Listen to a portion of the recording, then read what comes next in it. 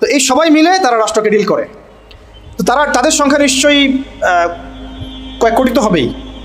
তো তাদের উপর আমরা পুরো দেশের দায়িত্ব কীভাবে ছেড়ে দিলাম, এটা আমার প্রশ্ন আর কি। যেখানে আমি একটা মসজিদের দায়িত্ব তাকে দিতে চাচ্ছি না, বা দেওয়ার মতো সে যোগ্য না এবং দেওয়াটা মুনাসিবও না। তাহলে সমাধান কি এখানে? সমাধান হচ্ছে দুটা। একটা হচ্ছে আমাদের ওই 25% মানুষকেই ওই জায়গাগুলোতে যেতে হবে।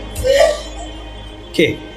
ওই 25% মানুষকেই শুধু মসজিদ, মাদ্রাসা এবং মক্তব এইসব জায়গায় সীমাবদ্ধ না রেখে আস্তে আস্তে গ্র্যাজুয়ালি শিক্ষা কমিশনে, শিক্ষা ডিপার্টমেন্টে, সাংস্কৃতিক ডিপার্টমেন্টে,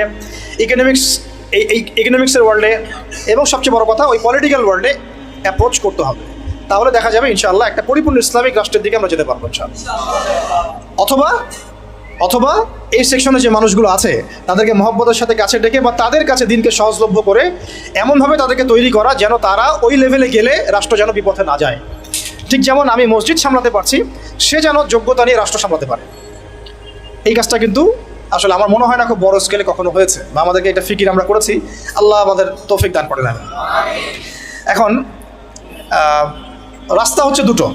একটা হচ্ছে কি আপনার জেনারেল শিক্ষা এবং মাদ্রাসা শিক্ষা। এটা নিয়ে আমি কথা আর বলছি না, মাদ্রাসা শিক্ষা নিয়ে।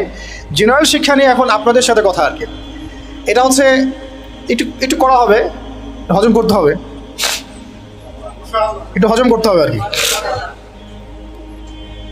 আমরা যখন দেখেন সময় আছে হাতে, আমরা যখন জন্মগ্রহণ করেছি একটা সেকুলার পরিবারে, আমাদের বেশিরভাগই ইসলামিক কোনো ফ্যামিলিতে হয়তো জন্ম নেয় নাই।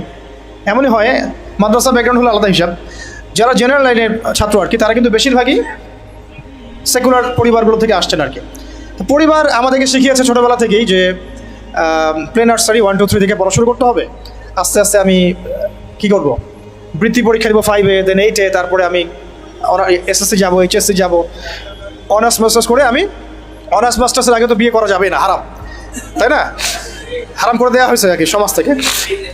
তারপরে চাকরি খুঁজবেন, আপনি জুতা ক্ষয় করবেন আরও 2-3 বছর।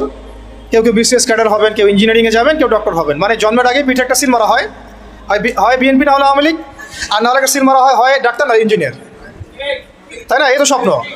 অথবা সরকারি কোনো চাকরি পেতে হবে। এইভাবে এই মেজাজে কিন্তু আমাদেরকে গড়ে তোলা হয়েছে।